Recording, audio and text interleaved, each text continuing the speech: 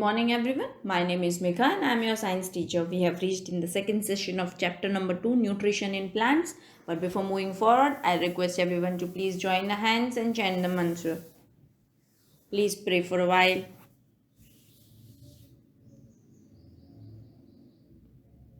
Okay, come back. In the first session, we have seen all the compartments of the alimentary canal. We have seen the digestive glands. And we have learned the first compartment of the alimentary canal, that was buccal cavity. Yes, ये दोनों मिला के, that is alimentary canal and digestive glands. Together they were forming digestive system of a human being. Yes. So let us move to the second compartment, that is food pipe. मुंह में जो partially digested food था वो फिर food pipe में जा रहा था. Yes. Now food pipe starts from the neck region and runs until the chest area in the animals. Okay. Now the food moves in the downward direction in the food pipe, नीचे की तरफ जाता है और जो पूरा food pipe है ना वो बारी बारी contract relax ऐसे होगा. उस process को बोलते हैं peristalsis process. This is just an extra information, आपकी textbook में नहीं है about the peristalsis. Okay, process. Now the partially digested food moves through the food pipe and reach to the stomach. Stomach तक पहुंच जाएगा. So food pipe क्या है, वहाँ पे क्या होगा, कुछ भी digestion हो रहा है नहीं, वो सिर्फ path provide कर रहा है. जो partially food मुंह में था, हमारे buccal cavity में था, that will reach to the stomach with the help of food pipe. Now see, sometimes we get hiccups. Yes, why is it so? This happens when the food particle enter the windpipe. See, you can see in the diagram in the right side, दो highlight किए हैं yellow color के highlighter से, windpipe and food pipe. You can see both the pipes are running parallel to each other. दोनों pipes parallel हैं एक दूसरे से, है ना. अभी windpipe का काम क्या होता है, air को carry करना nostril से हमारे lungs तक.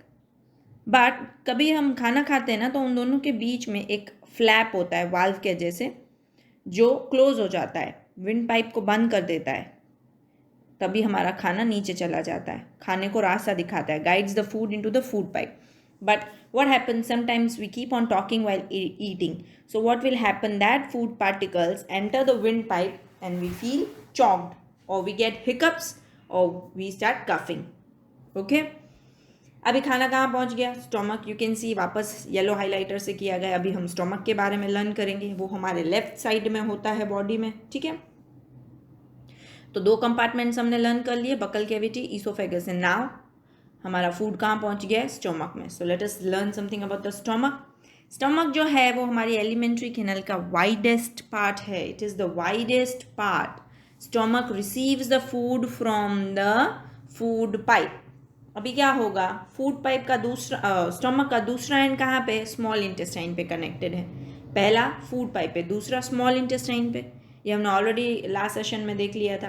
अभी स्टोमक की जो अंदर की लाइनिंग है ना, अंदर का पार्ट जो है, देखो यहाँ क्रॉस सेक्शन करके पिक्चर में दिखाया, इमेज में आप देख सकते हो. उसके अंदर तीन चीज़ें होती हैं, mucus, hydrochloric acid and digestive juices. ये तीन चीज़ें स्टोमक के अंदर ऑलरेडी होती हैं. Okay. HCl is hydrochloric acid, उसका केमिकल फॉर्मूला है. बारी बारी तीनों को लर्न करते हैं. चलो, सबसे पहली चीज़ जो है म्यूकस. म्यूकस क्या है, वो स्टोमक की लाइनिंग को प्रोटेक्ट करता है. It protects the stomachs lining. दूसरा हाइड्रोक्लोरिक एसिड, उसका काम है kills the bacteria that enter alongs the food. खाने के साथ साथ अगर कोई बैक्टीरिया हमारी बॉडी के अंदर स्टोमक तक पहुंच गया है, सो HCl will kill that bacteria. हमारे पेट के अंदर का मीडियम, जो स्टोमक के अंदर का मीडियम जो होता है, उसको एसिडिक बनाता है. And thus helps the digestive juices to act. Digestive juices acidic medium में act कर सकते हैं इसीलिए. तीसरा जो digestive juices हैं, digestive juice का काम क्या है, वो यहाँ पे हमारे स्टोमक में प्रोटीन्स जो भी आएंगे ना खाने के थ्रू, उनको सिंपलर फॉर्म में कन्वर्ट कर देंगे. क्लियर, तीनों का काम क्लियर हो गया. तो पेट के अंदर, स्टोमक के अंदर क्या हो रहा है वो समझ में आ गया सबको. यस. अभी स्टोमक की एक छोटी सी हिस्ट्री जान लेते हैं. पहले किसी को पता नहीं था कि स्टोमक कैसा दिखता है, क्या होता है ना. पर एक बार एक सेंट मार्टिन नाम का एक था, उसको किसी ने गन मार दी थी, मतलब गोली मारी थी. तो उसकी बुलेट उसके पेट में जाके लगी थी, तो उसके पेट में एक होल हो गया था. तो उसको एक अमेरिकन आर्मी डॉक्टर था विलियम ब्योनमोंट, उसके पास लेके गए थे। उसने तभी देखा कि पेट के अंदर वहाँ पे लगी थी ना गोली, इसीलिए वो पेट को फिर अच्छे से देख सका। तो उसने ऐसा देखा कि पेट के अंदर हमारा पूरा जो खाना है ना वो चर्न हो रहा है। मिक्सचर के अंदर कैसे चर्न होता है, तो वैसे पूरा खाना अंदर चर्न और मिक्स हो रहा था, है ना। और पेट की जो भी वॉल है, अंदर की जो लाइनिंग है, वो एक लिक्विड सीक्रेट कर रही है, लिक्विड प्रोड्यूस कर रही है, जिसकी वजह से खाना डाइजेस्ट हो रहा है ना। और उसका दूसरा एंड जो है वो इंटेस्टाइन में कनेक्ट किया गया है। तो इस तरीके से स्टमक की डिस्कवरी हुई थी। अभी खाना कहाँ गया, स्मॉल इंटेस्टाइन से कहाँ चला गया, सॉरी स्टमक से कहाँ आ गया, स्मॉल इंटेस्टाइन तक आ गया, है ना। अभी स्मॉल इंटेस्टाइन के बारे में लर्न करते हो। स्मॉल इंटेस्टाइन हाईली कॉइल्ड है, कॉइल्ड मतलब ऐसे एकदम गुचड़े गुचड़े वाला। तो वो 7.5 मीटर लॉन्ग है पूरा। अगर हम वो कॉइल पूरा खोल दें ना तो it is almost 7.5 metre long. तो उसकी इनर लाइनिंग जो है वो डाइजेस्टिव जूसेस सीक्रेट करती है ना। अभी स्मॉल इंटेस्टाइन के अंदर वो खुद तो डाइजेस्टिव जूस सीक्रेट कर रही है, पर उसके पास लीवर और पेनक्रियास, ये दो और डाइजेस्टिव ग्लैंड्स हैं। 3 डाइजेस्टिव ग्लैंड्स थी टोटल, है ना, हमने लास्ट सेशन में देखा था। एक थी सलाइवरी ग्लैंड जो मुंह में थी, जो हमने ऑलरेडी लर्न कर लिया। बाकी की 2 बची थी लीवर एंड पेनक्रियास, वो अभी हम लर्न करेंगे। लीवर एंड पेनक्रियास भी डाइजेस्टिव जूसेस सीक्रेट करते हैं और वो जूसेस फिर स्मॉल इंटेस्टाइन में जाती हैं। तो यहाँ पे हमारे खाने का प्रॉपर कंप्लीट फुल डाइजेशन हो जाएगा। थोड़ा मुंह में हुआ, फिर थोड़ा स्टमक में हुआ, पूरा ग्राइंड हुआ, है ना। वहाँ पे प्रोटीन्स कन्वर्ट हो गए, मुंह में स्टार्च था वो शुगर में कन्वर्ट हो गया था। अभी यहाँ पे पूरा कन्वर्ट हो जाएगा। तो जितना भी थोड़ा बहुत भी कार्बोहाइड्रेट्स और प्रोटीन्स का भी डाइजेशन बाकी है वो भी होगा और फैट्स का भी होगा। तो carbohydrates will get converted into glucose, fats into fatty acids and proteins into amino acid। ठीक है, तो यहाँ पे ये सब हो गया। अभी देखो पूरा है यहाँ पे हाईली कॉइल्ड, जो मैंने ब्लू हाइलाइटर से मार्क किया है, जो हमारा डायग्राम है उसके नीचे देखो कॉइल्ड मतलब क्या होता है, ऐसा मैंने करके दिखाया है, दिख रहा है ब्लू कलर से। Now liver and pancreas, this are the 2 glands जो हमने बोला कि उसके डाइजेस्टिव जूसेस वो स्मॉल इंटेस्टाइन तक पहुंच जाता है। यस, तो turn by turn let us learn in detail about liver and pancreas. First let us talk something about liver. Liver जो है वो एक रेडिश ब्राउन कलर की ग्लैंड होती है और सबसे लार्ज ग्लैंड है हमारी बॉडी में। कीप इट इन माइंड और note it down somewhere, MCQ question, important question. It is the largest gland in the body. ये ग्लैंड एक जूस प्रोड्यूस करती है जिसको हम डाइजेस्टिव जूस बोलते हैं। उस जूस का नाम है बाइल जूस। पर ये बाइल जूस खुद लीवर है ना प्रोड्यूस करता है, पर स्टोर नहीं करता। वो स्टोर करने के लिए गोल ब्लेडर में दे देता है। सो गोल ब्लेडर ये बाइल जूस स्टोर करेगा। एंड बाइल जूस किसके डाइजेशन के लिए काम आता है, फैट्स के डाइजेशन के लिए। ठीक है, तो ये बाइल जूस जब कभी भी स्मॉल इंटेस्टाइन को चाहिए तो वो वहाँ पे जाएगा। खाना आया स्मॉल इंटेस्टाइन में तो ये बाइल जूस वहाँ पे जाएगा और फैट्स को फैटी एसिड्स में कन्वर्ट कर देगा। Okay, late us learn something about pancreas now. Pancreas जो है वो एक लार्ज क्रीम कलर की ग्लैंड है जो स्टमक के नीचे होती है। ये भी जूस सीक्रेट करती हैं जिसको बोलते हैं पैनक्रिएटिक जूस।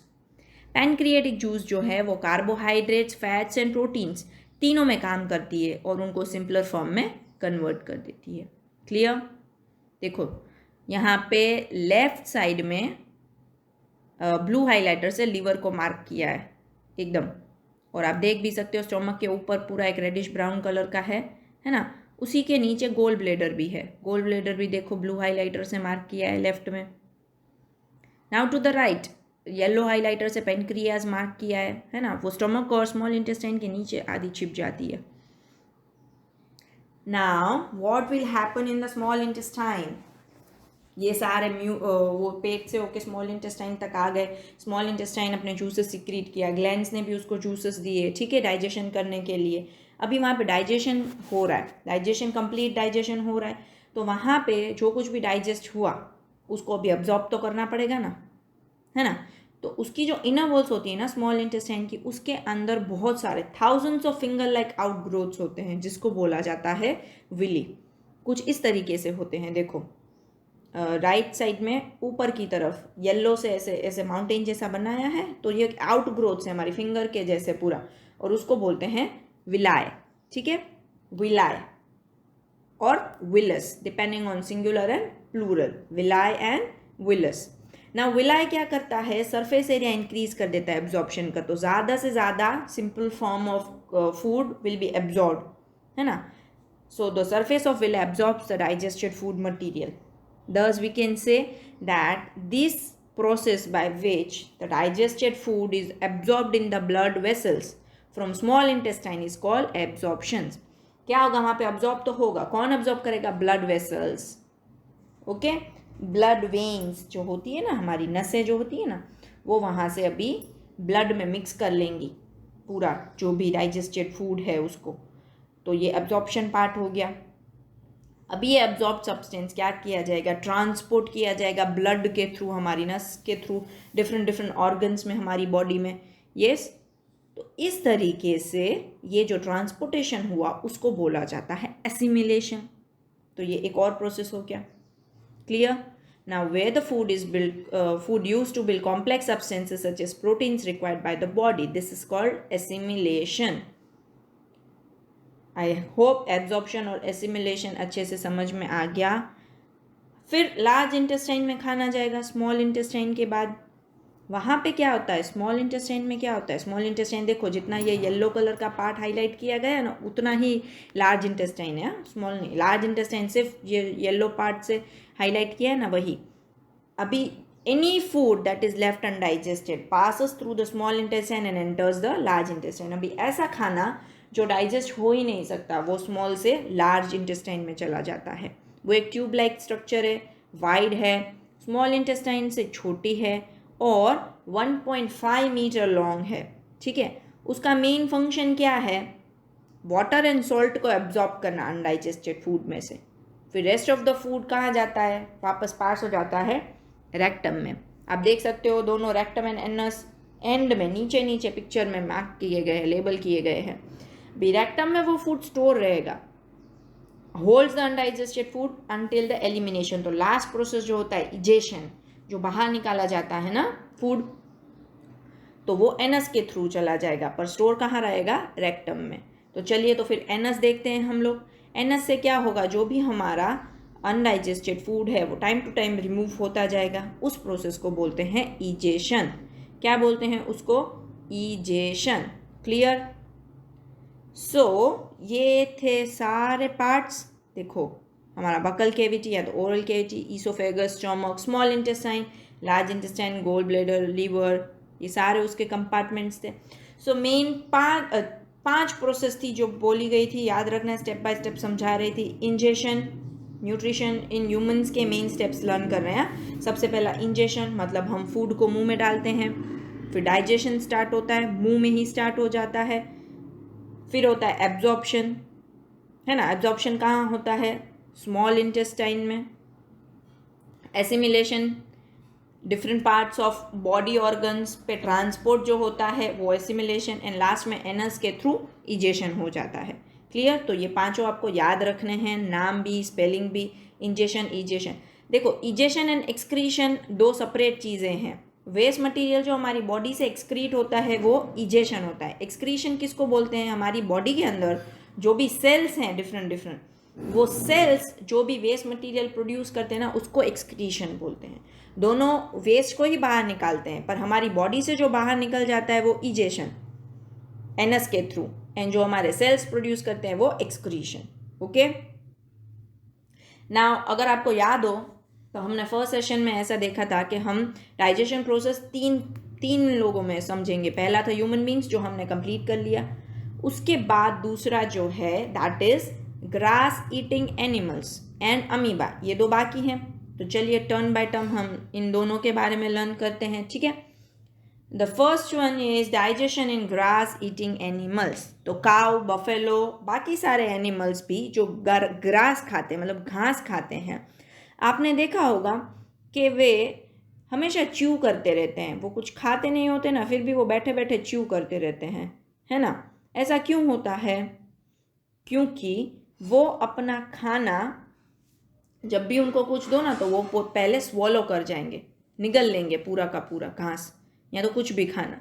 फिर उनके स्टमक में एक पार्ट होता है रूमेन करके, उधर वो खाना स्टोर रहता है, ठीक है, पहले पहले वो च्यू व्यू नहीं करेंगे, थोड़ा ऐसे ही पार्शियली जो भी थोड़ा बहुत करना पड़े उतना करेंगे, फिर उनको निगल जाएंगे और वो रूमेन में स्टोर रखेंगे। अभी जो भी घास उन्होंने खाई ना, उसके अंदर सेल्यूलस नाम का एक कार्बोहाइड्रेट होता है।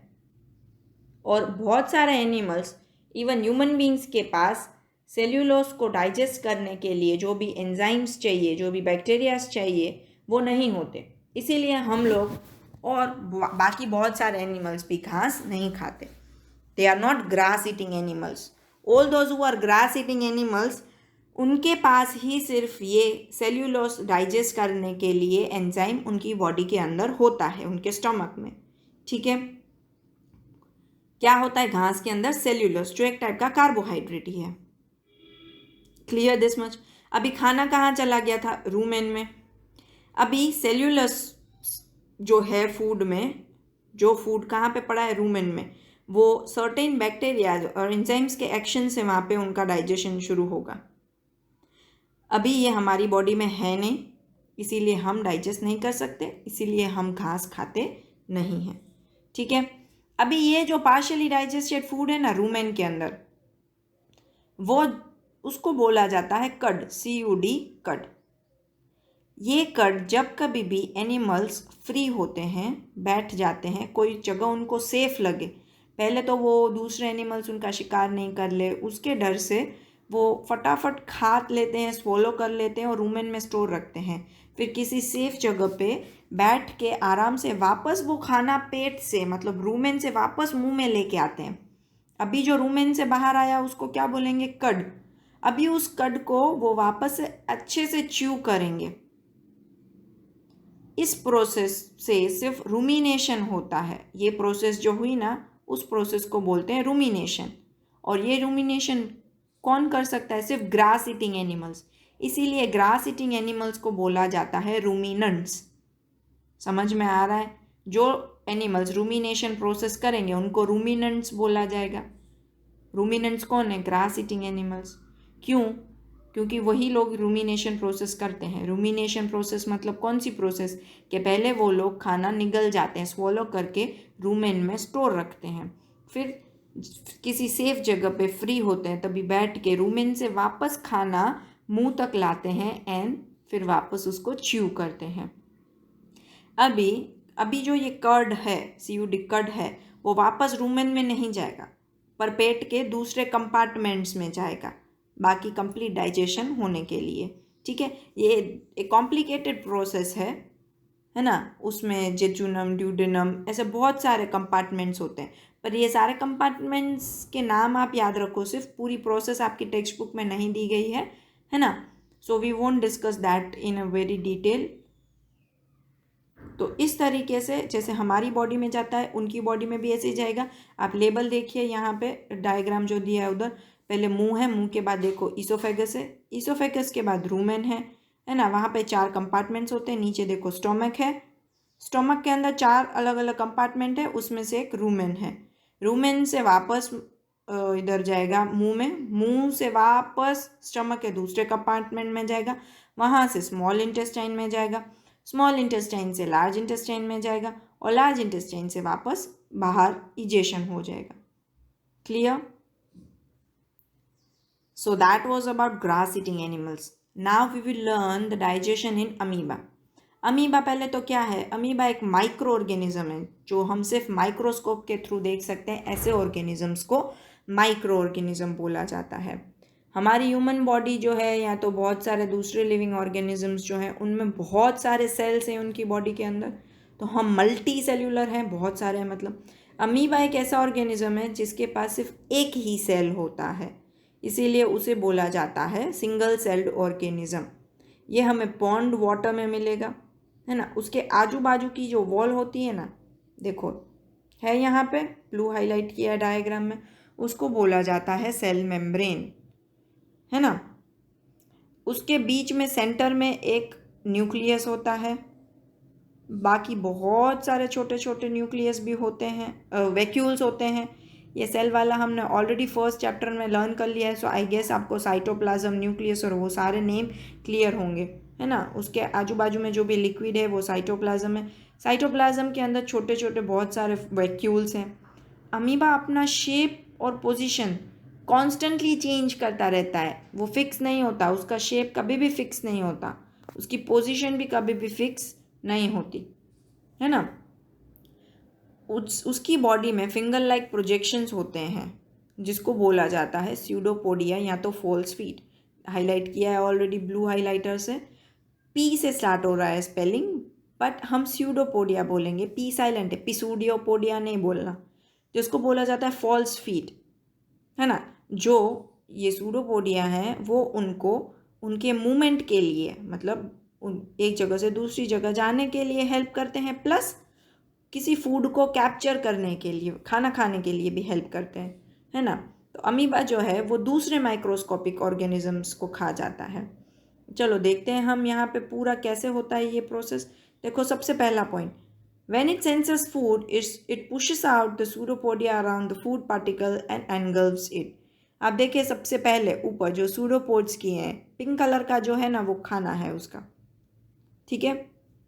तो वो बैक्टीरियम बोला गया है, मार्क किया है। देखो सबसे पहला वाला फिगर देखो, लेफ्ट साइड में सबसे ऊपर पिंक कलर का जो है वो बैक्टीरियम है और बीच में न्यूक्लियस दिखाया है, ठीक है। फिर एरो करके दूसरा वाला अमीबा देखो, उसने देखो फॉल्स फीट अपने प्रोड्यूस किए, मतलब सूडोपोड्स प्रोड्यूस किए, है ना। फिर धीरे धीरे वो बड़ा होके, थर्ड फिगर देखो सूडोपोड्स ऐसे पूरा जा रहा है बैक्टीरिया को एनगल्फ करने। फोर्थ वाला देखो अंदर आ गया खाना पूरा उसका, है ना। फिफ्थ वाला देखो अभी क्या हो रहा है, जो बैक्टीरिया अंदर गया वो डाइजेस्ट हो रहा है ना। फिर डाइजेस्ट होके जो कोई भी खाना था वो फूड वैक्यूल्स में चला जाएगा और फिर वेस्ट प्रोडक्ट्स भी रिलीज हो जाएंगे। तो अभी सिक्स्थ वाला लास्ट देखो, वेस्ट प्रोडक्ट्स वापस रिलीज हो गए, ठीक है। Now the food becomes trapped in the food vacuole. अभी डाइजेस्टिव जूसेस हेल्प करते हैं फूड को डाइजेस्ट करने के लिए, मतलब सिंपलर फॉर्म में कन्वर्ट करने के लिए। धीरे धीरे डाइजेस्टेड फूड एब्जॉर्ब हो जाता है ना। उसके बाद जो भी एब्जॉर्ब सब्सटेंस है वो उसके ग्रोथ और मेंटेनेंस और उसके मल्टीप्लिकेशन के लिए काम आते हैं। फिर अनडाइजेस्टेड फूड को बाहर निकाल दिया जाता है वैक्यूल से। क्लियर अमीबा का भी? It is very easy. देखो यहाँ पे पूरा वापस से एक्सप्लेन करती हूँ, अभी हाईलाइट करके किया है। सबसे पहला वाला देखो ऊपर लेफ्ट साइड में पिंक कलर का बैक्टीरिया, फिर देखो येलो हाईलाइटर से पूरा मार्क किया है। डायग्राम देखना, स्यूडोपोड्स हाईलाइट किए हैं, ऐसे फॉल्स फीड प्रोड्यूस हो गए उसके, धीरे धीरे वो फूड को एनगल्फ कर रहा है और लास्ट में स्यूडोपोड्स खोल के एक्सक्रीट कर दे रहा है ना, रेसिड्यू पूरा बाहर निकाल दे रहा है फूड वैक्यूल से। Clear? Now there are certain topics that are given in blue boxes in your text book, उसको डिस्कस कर लेते हैं हम लोग। सबसे पहले ह्यूमन टीथ दिया है, ये आपने ऑलरेडी 4th स्टैंडर्ड में लर्न कर लिया होगा, but still let us revise it very quickly. Milk teeth होते हैं, है ना, जो गिर जाते हैं almost 8 to 10 years 6 years to 8 years के बच्चे होते हैं तब वो टीथ गिर जाते हैं। एंड देन दूसरे टीथ आते हैं जिसको बोला जाता है परमानेंट टीथ, है ना। ये लाइफ टाइम रहते हैं, ये गिरते नहीं हैं until and unless during old age, यहाँ तो कोई हमें डिसीज़ हो गया हो तब तक। फिर हमने 4 डिफरेंट टाइप के टीथ्स होते हैं वो भी हमने लर्न कर लिया, उनके अरेंजमेंट्स भी हमने लर्न कर लिए हैं, है ना। जैसे incisors, canine, premolars and molars होते हैं। You can see in the diagram, बीच में जो 4 हैं वो इंसिसर्स हैं, मतलब 4 नीचे वाले लोअर जो में, 4 ऊपर वाले, ऐसे total 8। Then we have 2 canines, इंसिसर्स के दोनों साइड में जो ब्लू कलर के दिख रहे हैं। फिर 2 और 2 दोनों साइड ऑरेंज, वो क्या है, प्रीमोलार्स। देन ग्रीन कलर के हैं मोलार्स, 3 दोनों साइड। ये सिर्फ लोअर जो दिखाया है, सेम अपर जो में भी होता है, ठीक है। तो दोनों का मिला के जो भी होता है नंबर्स वो राइट साइड चार्ट में दिखाया है। सो 8 इंसिसर्स होते हैं, उनका काम क्या होता है, फूड को बाइट करना और उनको पीसेस में कट करना। 4 किनाइन होते हैं टोटल, वो बहुत शार्प होते हैं इसीलिए कोई भी फूड को टीयर करने के लिए काम आते हैं। 8 प्रीमोलार्स होते हैं जो क्रशिंग और ग्राइंडिंग में काम लगते हैं। 12 मोलार्स होते हैं वो भी क्रशिंग और ग्राइंडिंग में काम लगते हैं, ठीक है। अभी टूथ डीके क्या है? टूथ डीके मतलब जो हमारे दांत सड़ जाते हैं, बीच में होल हो जाता है ना, कैविटी बन जाती है, वो क्यों होता है? Because we eat food with high sugar content, soft drinks and chocolates, अगर ऐसी चीज़ें हम बहुत ज़्यादा खा रहे हैं तभी हमें टूथ डीके होगा। ठीक है, तो अगर हमारे टीथ डर्टी हैं तो क्या होगा, बहुत सारे बैक्टीरियाज हमारे माउथ के ऊपर रहने आ जाएंगे। फिर ये बैक्टीरिया एसिड रिलीज करेंगे by breaking down sugars present in the left over food in your mouth.